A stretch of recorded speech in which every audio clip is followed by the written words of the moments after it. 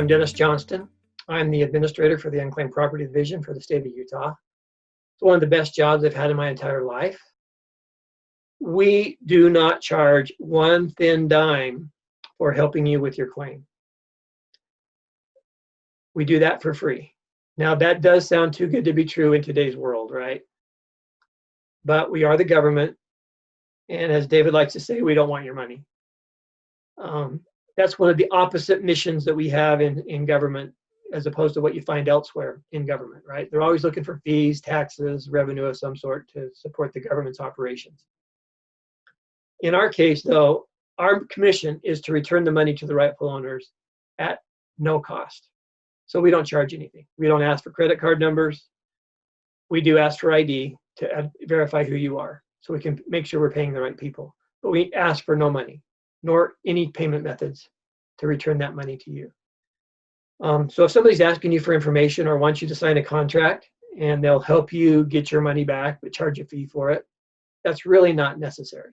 You don't need to do that. You can contact us directly. Now, sometimes those folks who like to interject themselves into that process and earn a fee off of your money to help you hold your hand through the process, they'll explain and describe the fact that we're terrible and awful to work with, we're slow, we're not responsive, and we're really just out to keep the money. Well, that couldn't be further from the truth. My staff is so joyfully committed to returning money to the rightful owners.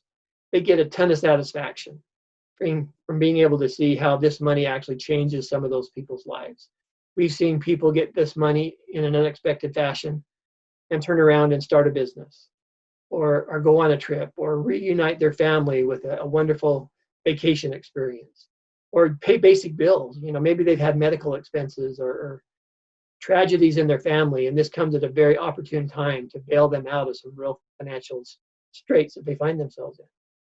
And they tell us these stories, and they give us these testimonials, and they warm our hearts, and we recognize that our mission is a good one, and it's appreciated by the people who get that money back. And so we're really happy to have that kind of a psychic reward, if you will, for helping people get their own money back. Anybody can have unclaimed property. Businesses represent almost a third of the money that we pay out every single year. I've been monitoring that for the last 5 years. I look at statistics to see how our measures pan out over time.